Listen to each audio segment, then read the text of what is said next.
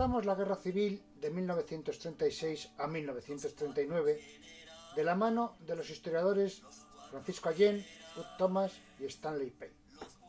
Ofrecemos igualmente un fragmento de la Guerra Civil Española del documental España-España de Radio Televisión Española en un montaje realizado por la profesora de Geografía e Historia Guiomar Albuquerque.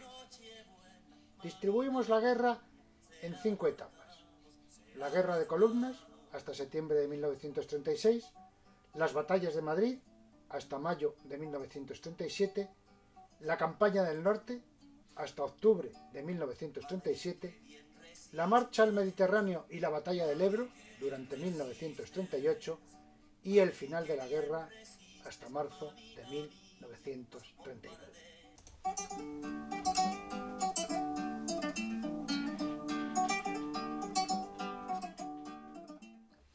El 17 de julio se inició en el Protectorado de Marruecos la sublevación de los militares sediciosos contra el gobierno de la República. Desde Las Palmas, Franco lanza un comunicado en el que llama a los oficiales a servir a la patria, no a un gobierno concreto. Se interpreta como señal de la sublevación. El presidente del gobierno, Casares Quiroga, envió navíos de guerra desde Cartagena y el Ferrol para sofocarlos. A lo largo del 18 de julio, los sublevados controlan León, Castilla la Vieja, parte de Cáceres y Aragón, Galicia, Navarra, Álava, el Protectorado de Marruecos, las Baleares excepto Menorca, las Islas Canarias excepto La Palma. También controlan las ciudades de Sevilla, Córdoba, Cádiz y Granada. Desde la UGT se reclama la entrega de armas al pueblo para oponerse a los sublevados, pero Casares Quiroga se niega.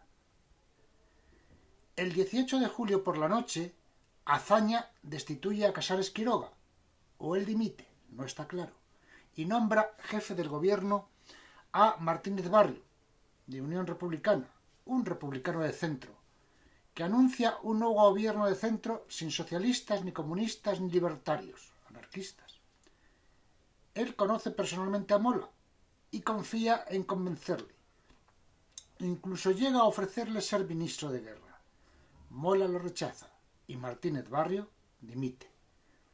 El 19 de julio, José Giral, catedrático de Química, amigo de Azaña y hasta ese momento ministro de Marina, asume la presidencia de un gobierno con Largo Caballero como ministro de guerra.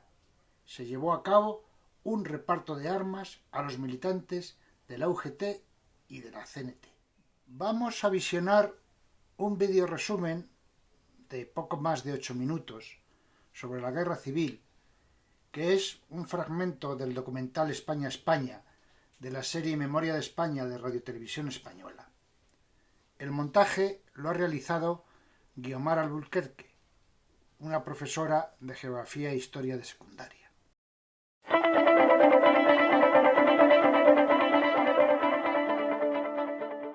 Pasados los primeros días, los sublevados controlan solo la tercera parte del país. Madrid y las ciudades industriales de España se han opuesto al levantamiento. El golpe, por tanto, ha fracasado. Los generales Mola y Franco comprenden entonces que solo por medio de una larga guerra de conquista podrán alcanzar la victoria. La guerra civil ha comenzado.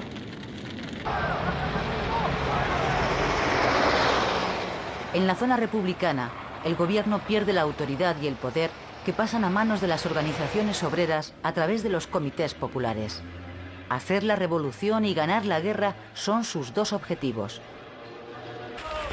El ejército, que ha quedado desmantelado tras la sublevación, es sustituido por milicias populares de sindicatos y partidos. Este es el ejército popular que va a luchar contra los militares sublevados. En la zona rebelde, los generales constituyen una junta de defensa que asume todos los poderes. El 1 de octubre, la Junta Militar elige al general Franco jefe supremo del ejército y del gobierno. Pasa a ser el Generalísimo. Los sublevados restauran inmediatamente el culto católico en las zonas bajo su dominio. La Iglesia recupera la posición de poder que la República le había arrebatado. Los obispos, agradecidos, redactan una carta colectiva dirigida a los católicos de todo el mundo, otorgando a la contienda un carácter religioso. La guerra civil se convierte en cruzada. La protección de la religión católica amenazada es uno de los grandes argumentos utilizados por los rebeldes para legitimar ante el mundo el alzamiento militar y la guerra. Country, religion, family, this is our aim and strength. Durante los primeros meses de la guerra, el ejercicio masivo del terror se impone en los dos bandos. Es entonces cuando se hace trágicamente famosa la modalidad del paseo, por el que se saca a las víctimas de sus casas durante la noche y tras ser paseados en camiones hasta las afueras de pueblos y ciudades, son finalmente asesinados. Unos 150.000 españoles son asesinados a lo largo de la guerra en ambas retaguardias.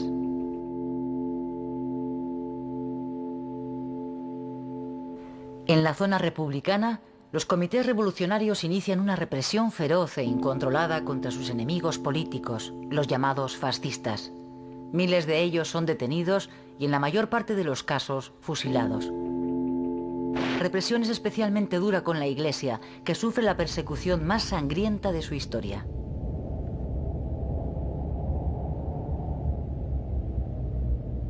En la zona sublevada el terror se ejerce con idéntica contundencia, con una diferencia: es un terror controlado por las autoridades militares.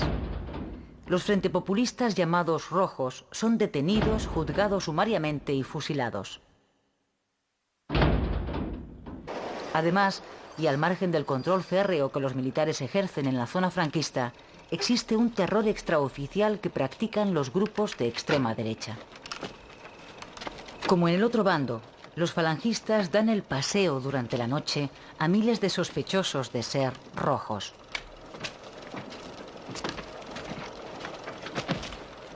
El poeta Federico García Lorca es una de sus víctimas. Es fusilado en Granada al comienzo de la guerra. ¡Arriba España! Desde el primer momento de los enfrentamientos se hace evidente la importancia de la ayuda militar exterior para poder ganar la guerra. Hitler y Mussolini son los dos grandes proveedores de material de guerra a los sublevados. Italia colabora además con el envío de 80.000 hombres y Alemania con una unidad aérea de combate de 100 aviones y los 4.000 hombres de la Legión Cóndor. La República sufre desde el primer momento serios problemas para adquirir material de guerra. Francia e Inglaterra deciden no suministrar armamento a ninguno de los dos bandos combatientes. La política de no intervención que siguen los gobiernos de París y de Londres es un intento de impedir que la guerra civil española se convierta en el detonador de un conflicto a escala mundial.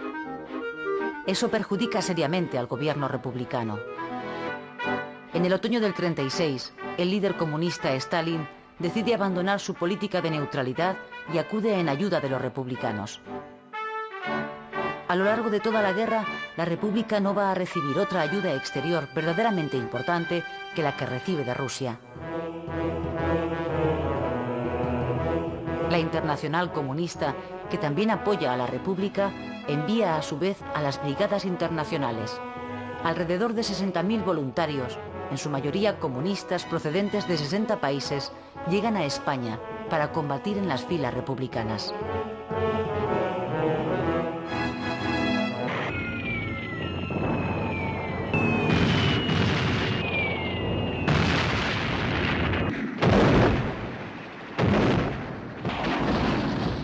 La guerra civil se convierte en una guerra de desgaste que dura 3 largos años. Los republicanos, lastrados por sus profundas divisiones, tratan por todos los medios de resistir. No abandonan la esperanza de que si en Europa estalla la guerra contra el fascismo, los gobiernos democráticos acudan por fin en ayuda de la República. Por su parte, Franco, que parece no tener prisa en acabar la guerra, lo que busca es aniquilar a la República y a sus seguidores hasta eliminar para siempre su influencia en España. España cumple en los momentos actuales su destino providencial. Como en otras épocas, derrama ahora su sangre en defensa de la civilización. El mundo, en un mañana próximo, comprenderá la magnitud del sacrificio y entonará sus cantos de agradecimiento. Después de casi 3 años de guerra, el avance lento y metódico del ejército franquista se demuestra imparable. Poco a poco, tras duras batallas, se hace con la totalidad del país.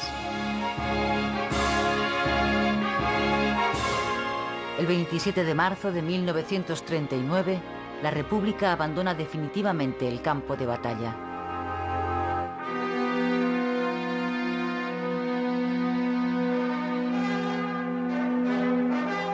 Parte oficial de guerra del cuartel general del Generalísimo, correspondiente al día de hoy, 1 de abril de 1939. Tercer año triunfal. En el día de hoy, cautivo y desarmado el Ejército Rojo, han alcanzado las tropas nacionales sus últimos objetivos militares. La guerra ha terminado. Al final de estos 3 años de guerra civil, el dolor y el odio se han extendido por el país hasta límites insospechados. La herida de la guerra permanecerá abierta durante varias generaciones en el corazón de los españoles.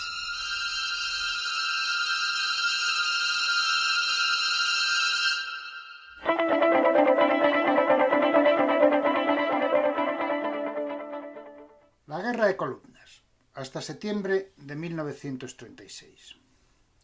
Se llama así porque los sublevados intentan avanzar sus columnas hacia Madrid.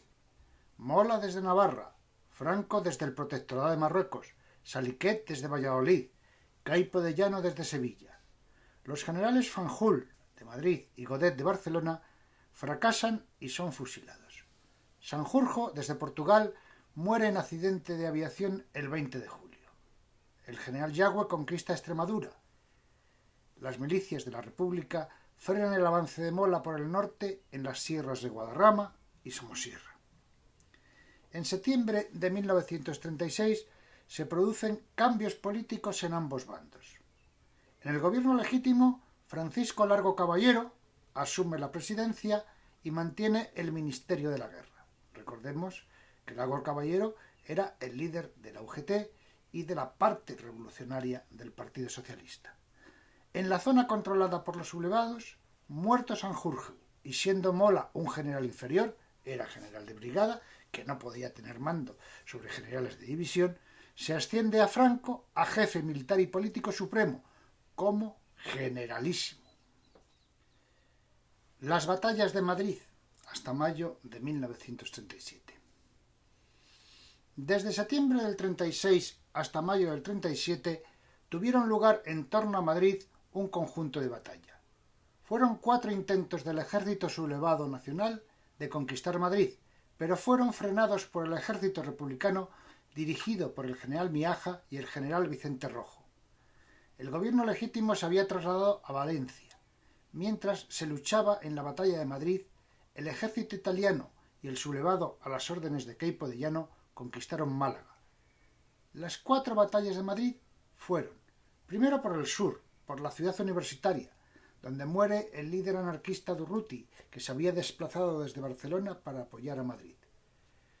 Luego lo intentaron por el oeste, por la carretera de La Coruña. Más tarde lo intentaron por el suroeste, en la batalla de Jarama. Y por último, en la batalla de Guadalajara, en la que el ejército italiano de voluntarios lo intentó por el noreste y fue derrotado. Los milicianos madrileños voluntarios se encuadraron en un nuevo regimiento en torno a unos 1000 militares, llamado el Quinto Regimiento de Milicias Populares. Estaba dirigido por miembros del Partido Comunista. La campaña del norte, hasta octubre de 1937.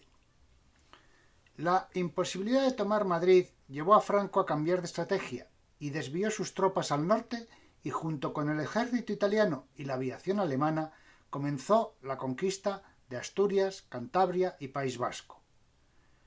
Para aliviar la presión en el frente, zona de lucha norte, la República realizó 2 ataques en otras zonas. En Madrid, la batalla de Brunete, y en Aragón, la batalla de Belchite. Pero las tropas de Franco resistieron las contraofensivas republicanas y los republicanos no pudieron evitar la conquista del norte. En esta campaña tiene lugar el famoso bombardeo de la localidad de Guernica, inmortalizado en el cuadro de Picasso que se mostró en la Exposición Universal de París de ese año. Bilbao fue conquistado a pesar de la construcción de la red de fortificaciones y búnker en las montañas que rodeaban la ciudad, llamado Cinturón de Hierro. Lo que ocurrió es que el ingeniero que lo había diseñado se pasó de bando y le comunicó todas las claves a los sublevados. Hay una controversia historiográfica importante.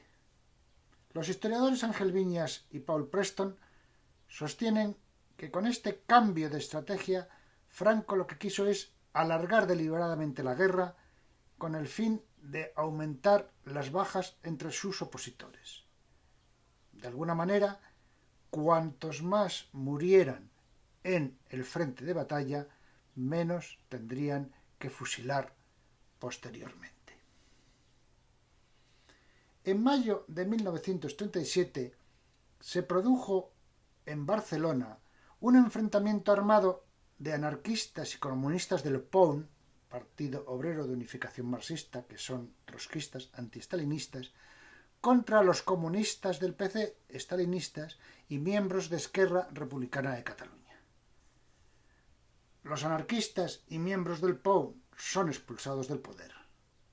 Este conflicto interno dentro del bando republicano tuvo un gran impacto emocional en todo el territorio republicano.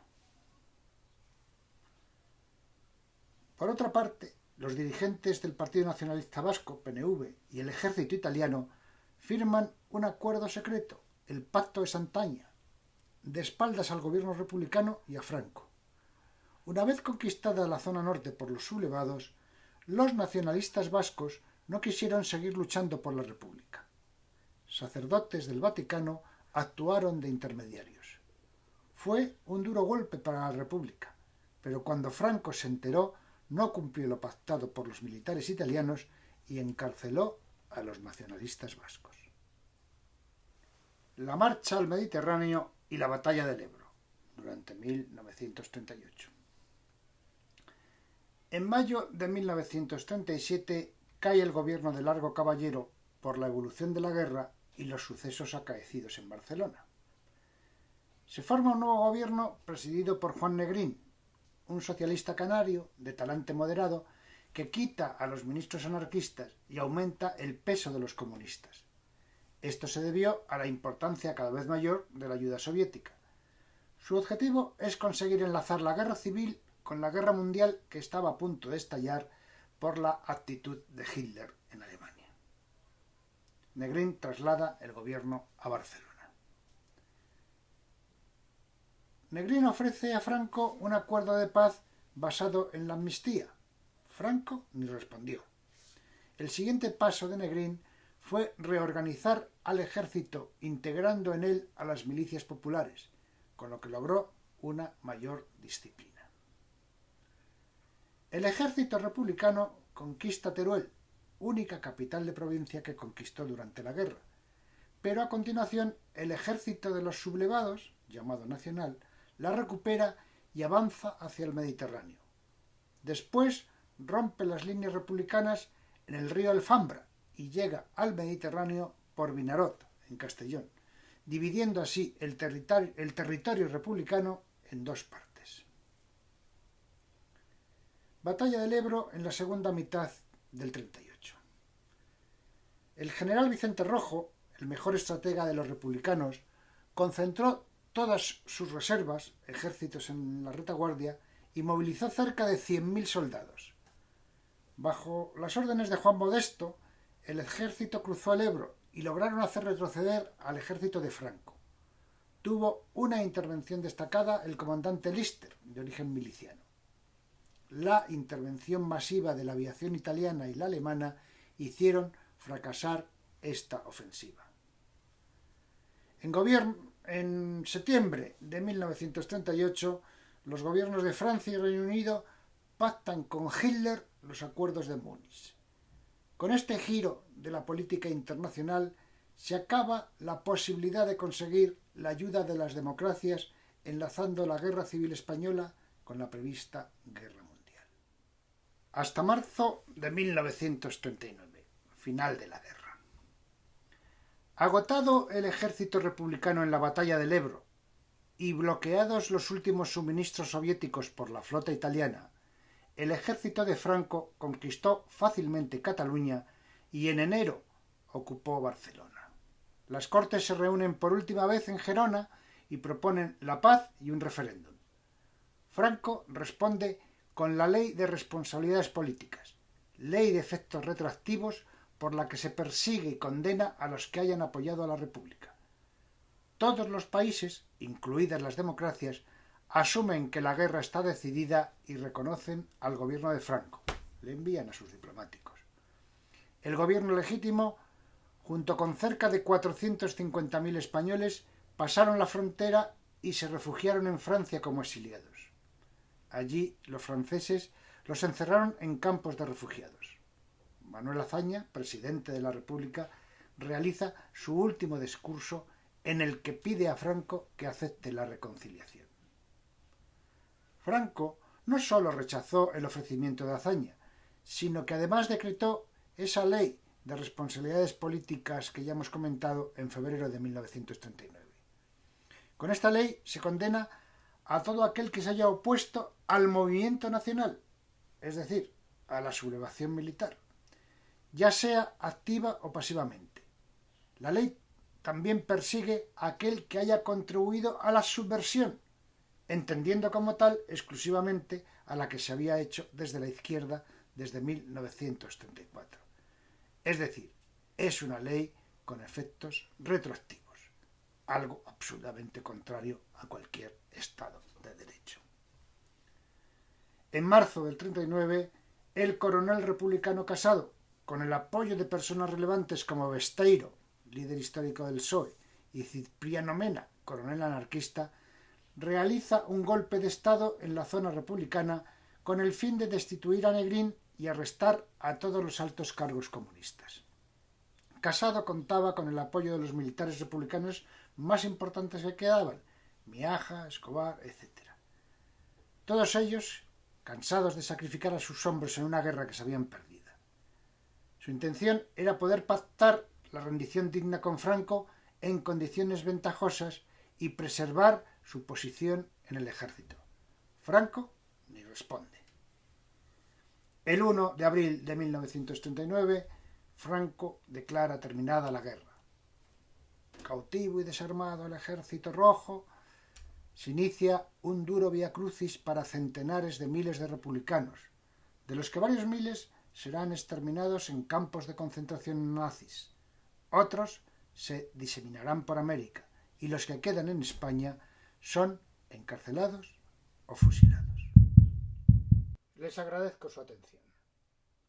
Hemos tocado un tema históricamente reciente y, por tanto, sensible.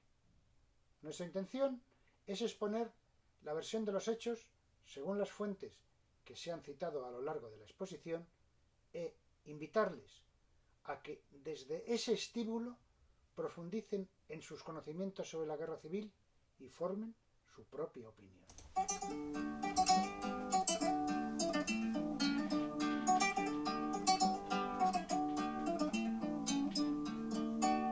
Los cuatro generales, los cuatro generales, los cuatro generales, mamita mía, que se han alzado.